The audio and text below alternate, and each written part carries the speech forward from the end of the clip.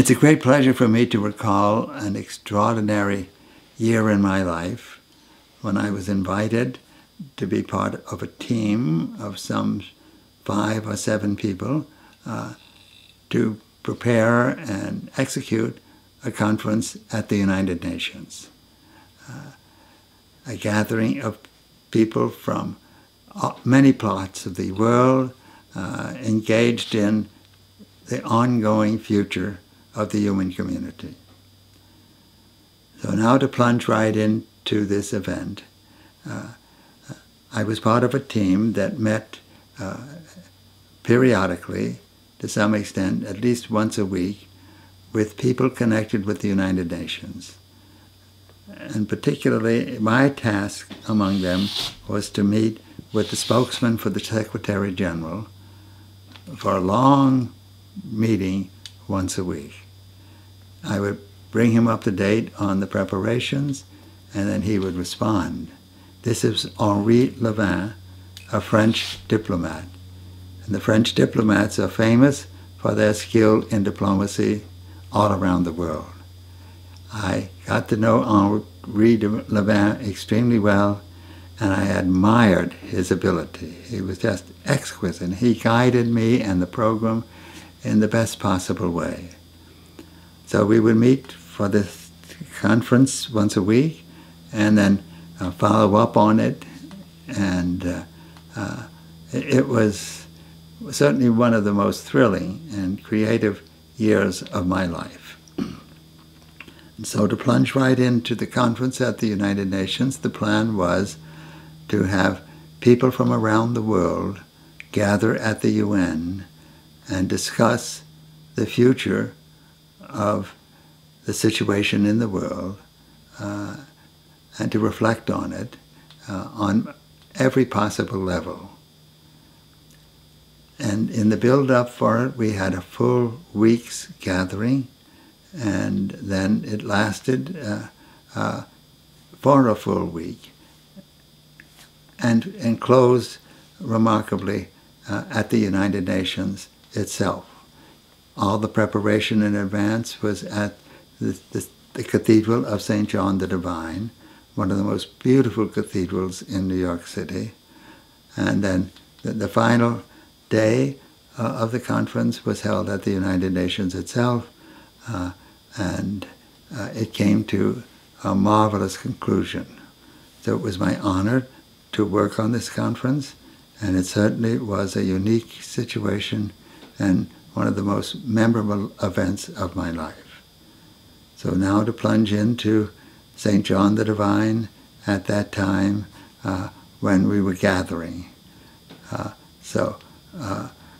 When I was, we wanted to have some Native Americans there at the conference, and since I had worked on the Lakota reservation and other reservations in the United States, I was assigned to that task.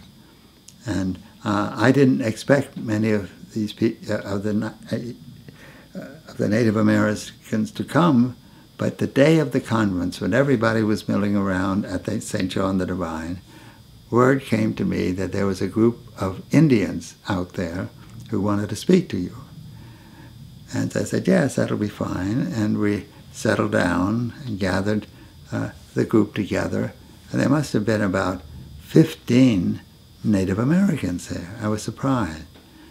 And as I heard them introduce themselves, I was stunned.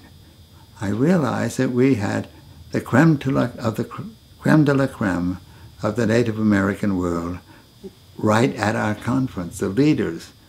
And what had happened, I learned too, that word got out that the United Nations, which the Native Americans respect very, very much, I want to say, were gathering at the UN, and that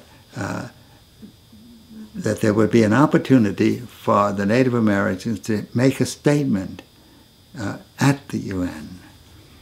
And that's why these members of their community gathered. And as I listened to them give their names and background, I realized we had the leaders of the major Native American community in the United States.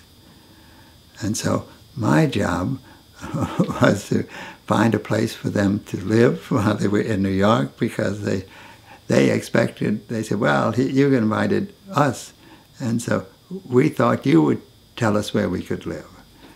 Well, eventually we worked all those matters out. They usually had some friend or something in the New York area, but that was not a major problem. But they did have, we gave them every opportunity to have a voice in the conference, and the voice was heard. They really did an outstanding job. And so one of the most remarkable things was that word got out to me, because that was part of my job among the planners, that there was some lack of happiness, you might say, among some of the Native Americans, and I thought that I ought to meet with them. So I gathered with some of their leaders, and we went down into the crypt of the cathedral of St. John the Divine, and we had a powwow, which means a discussion, and it must have lasted for 3 hours, and it was extremely successful. In the long run, we had workouts. They were asking me questions: where will we live? Where will we eat? And so forth. So I had to come up with solutions for them, etc. And all of that was done. And then I asked them if they would keep me informed on how things were going on in the Native community, so that I could keep abreast of matters. And so that's how things went, and I must say they were enormously successful. And I would also say that they were, as a group, among the leaders at this entire global conference.